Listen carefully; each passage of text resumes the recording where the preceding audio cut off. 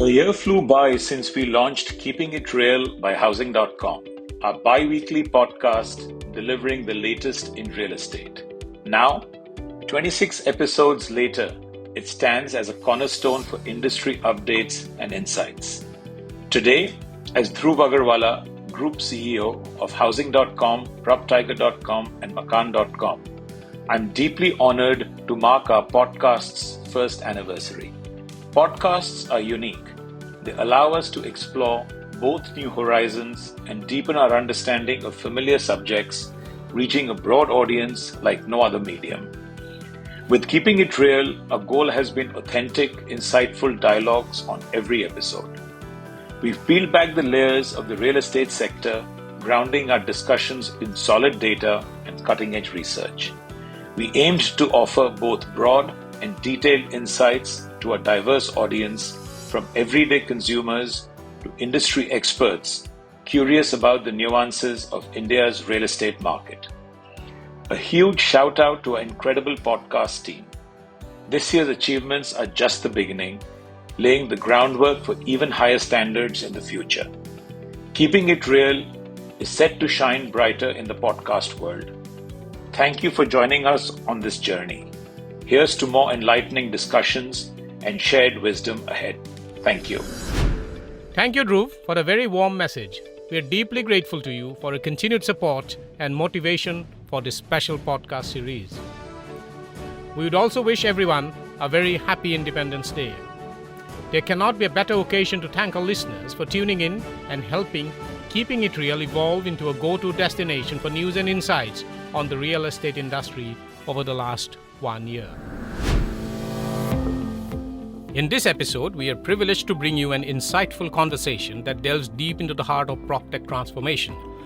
Joining us are two remarkable individuals driving change within Housing.com. First, we have Mr. Sangeet Aggarwal, the head of product and design, whose expertise has played a pivotal role in crafting consumer-centric experiences. And alongside, we are joined by Ms. Ankita Sood, the head of research, whose keen insights have guided the industry towards new horizons. Together, we'll explore how the fusion of real estate and technology has redefined the journey of buying homes, making it more accessible and intuitive than ever before. We'll also talk about an interesting news from Maharashtra, wherein developers are asked to display QR code in ads or face rupees 50,000 fine. Stay tuned. We spoke to Ankita Sood, head of research at Housing.com, PropTech.com, and Makan.com, and Sangeet Aggarwal, head of product and design, Housing.com, PropTech.com, and Makan.com, to share their insights. Listen in. Hello and a warm welcome, Ankita and Sangeet. Delighted to have you for this podcast. Thank you, Gaurav. Thank you for having us. Thank you, Gaurav. Good to be here. Sangeet, in the post-pandemic era, the digital adoption curve has accelerated by at least 4 to 5 years. How has this transformation impacted the real estate industry, and what innovative changes has Housing.com, which has now been a leading player in the PropTech space for almost 2 years, brought in to simplify the consumer's home buying journey? Sure, Gaurav. No, I totally agree, Gaurav. Absolutely. I think it's evident for all of us to see that the digital adoption curve is definitely accelerated. I think when we talk about PropTech, the biggest fundamental shift you would see in the PropTech industry is that most of the online players, especially the leading ones, all have started thinking that the home buying journey is an end-to-end assistance, right? So all online platforms are now evolving from the earlier version of just, let's say, listing classifieds, right? Where one would come on the platform, just look at listings, and that's it, right? And that's the only thing they were looking to solve. All players have now evolved. Even if you look at globally, some of the top players across the globe have now started thinking end-to-end journey, right? That also sort of is backed by the shift in the consumer behavior. You would see that the online and offline experience is becoming more seamless. For example, virtual property tours are becoming more prevalent now. Earlier, this was a luxury 3-4 years back, but now you would see most of the platforms playing big on this. For example, it's very convenient for the consumer to just view the property online, save a lot of time for themselves as well as the sellers before they do a visit. You would also see a lot of work being done on the online documentation space, right? So Given sort of digital signatures are becoming a norm now, everyone's getting comfortable to them. Sort of identity stacks like Aadhaar is sort of all tech led down, right? So all these processes are becoming much more efficient. Just to give an example, recently on Housing.com we launched our rental agreement product. It's been not it's just been over a year now, and every month as of today we are seeing thousands of consumers coming every month to come and make a digital rental agreement, which otherwise you have to talk to an agent, go through the long journey, sort of do a lot of offline edits. So you would see sort of a shift in that aspect as well. Other than that, even on platform, there's a fundamental shift. For example, a lot of recommendations that a consumer see on Housing.com are now powered by on the back end through AI powered algorithms, ML powered algorithms. So that certainly uplifts the overall experience. Apart from this, I would say there's certain areas that are still that I mean the innovation still needs to happen there. That the consumer mindset has definitely changed. For example, mortgage. If you were to look for a mortgage in India, it's still a long and drawn out process. So I see a lot of investment happening there over the next 2-3 years. So yeah, overall, I think the consumer mindset has definitely shifted, and all PropTech platforms need to evolve to meet those demands. Ankita, your recent report highlights the remarkable growth of investments in the PropTech space in India over the last decade. However, there was also stagnancy in investment in 2022. But the number of deals have increased. How do you see this trend evolving, and what implications might it have for the industry? So, yes, Gaurav, the growth in investments in the PropTech space has truly been impressive, of course, over the past decade, but has definitely peaked, in the last 5 years. Now, private equity inflow in the segment has grown nearly 50% if we compare it from, the baseline of 2010. And that too, at a faster rate than the overall investments that were received in the real estate space per se as a whole. Today, total private equity inflow in the PropTech space in India has crossed the $4 billion dollar mark as well.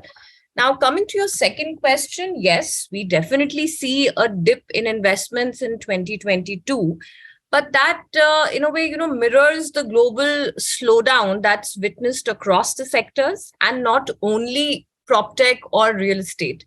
Now, despite the global headwinds, investments in 2022 was just 3% shy of its historic peak that we achieved in 2021.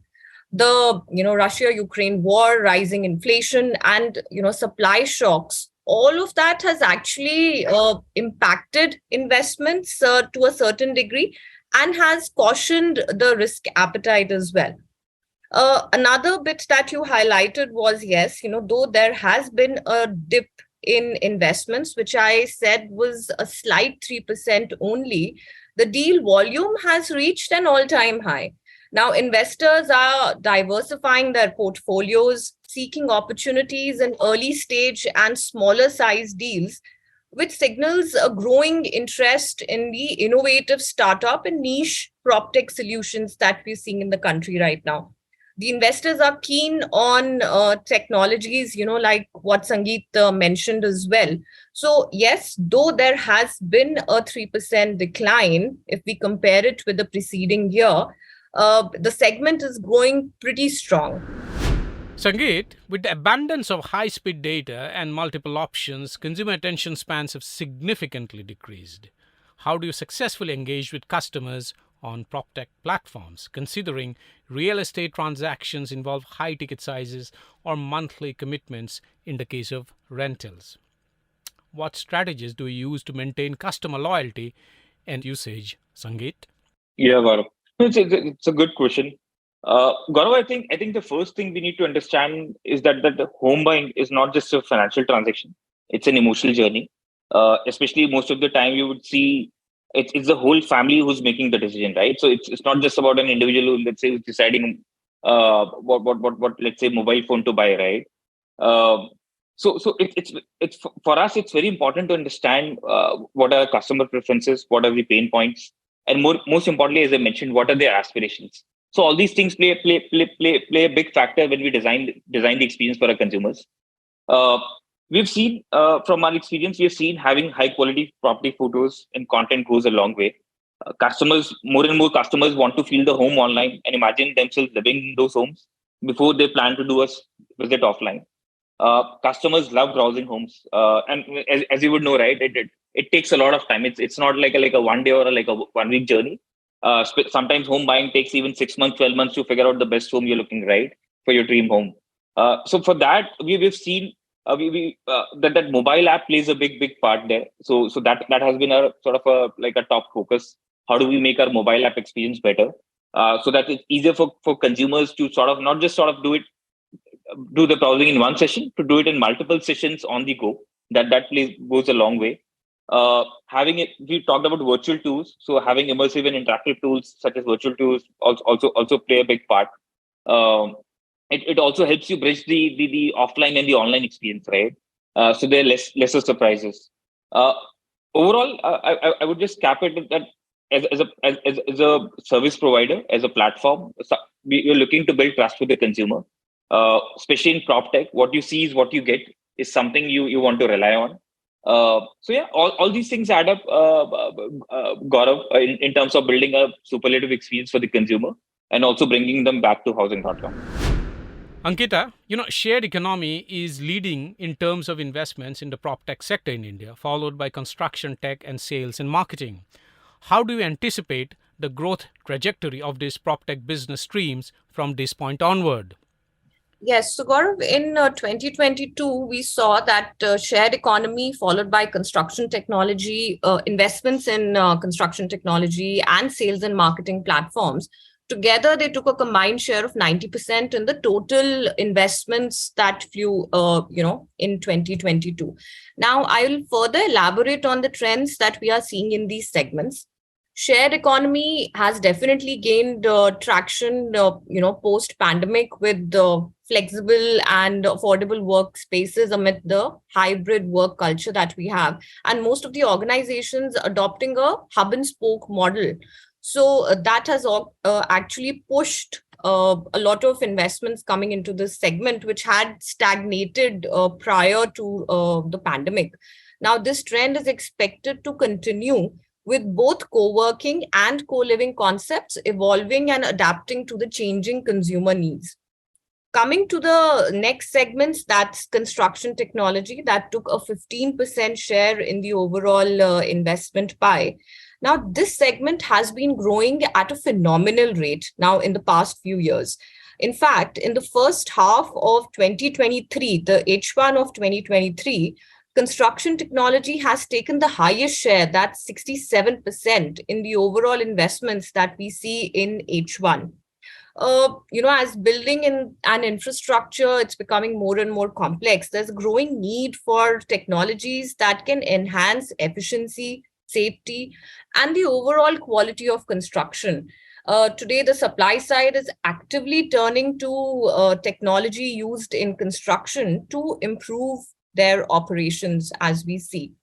And then next, coming to the sales and marketing platforms. Now, they continue to play a vital role in connecting the buyers and the sellers, as well as promoting the real estate projects.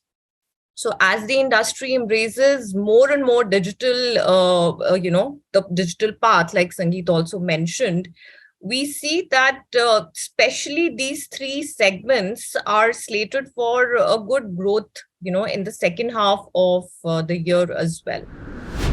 Sangeet, lastly, as you know, the buzztech words AI and ML are becoming increasingly integrated into various real estate processes. How do you foresee these technologies benefiting all stakeholders, including consumers, builders, brokers, and government entities that are adopting tech for tasks like land records management, etc.? As India is at the forefront of tech adoption, how do you see it growing and what are its implications? Yeah. Gaurav, so in India, I think we are already witnessing how policy making is making way for innovation in different industries, right? Over the last 3-4 years, you would have seen in the fintech space, it is significantly evolved, right? Especially even a lot of things are much better in terms of experience compared to other countries around the globe. If you look at e-commerce right now, with the whole ONDC thing, right? E-commerce space is also now opening up. Democratization is happening there. It's not just about like 2-3 players anymore. So I see a similar trend for the digital real estate industry as well. I think a lot of policy making, sort of the right policy making rather, would pave the way for innovation. For example, things like much needed things like digital land and home records. For example, defined standards in rental registration and lease terms. Proper implementation of RERA in all states. That's still some work to be done there. I think all of these things will become the norm. In terms of AI and ML, it will play a big role here across all these pieces, because essentially these technologies help you with, let's say, efficient digitization, right? And more importantly, analysis of large volumes of data. India is a huge market in terms of the sort of the market, people, number of houses being bought, sold, rented every year, right? It's a big market. So analysis on big data will play a big role. This will also, I think, will lead to improved transparency and accuracy in property records. And another byproduct that you will see is the chances of frauds and disputes, right, that sometimes happen in this industry, will also go down, right? Because there'll be more transparency in terms of pricing and everything. Overall, I'm personally very optimistic about how India's PropTech space will evolve. I'm pretty sure it's set to unlock innovative opportunities for all stakeholders involved. Thank you, Ankita and Sangeet, for taking the time out and dropping by to have this conversation and sharing your insights and crystal gazing into the future of PropTech in India. Thank you, Gaurav. Thank you, Gaurav. The Maharashtra real estate regulator has asked developers to display QR codes in all advertisements and promotions from next month or pay a penalty of as much as rupees 50,000. All new real estate projects in the state are being assigned a QR code with the registration certificate to help people who want to buy a home. The Maharashtra Real Estate Regulatory Authority, MAHARERA, had said on March 27. Over 40,000 real estate projects have been registered since May 2017, when MAHARERA was set up. Of these, about 5,700 projects have lapsed.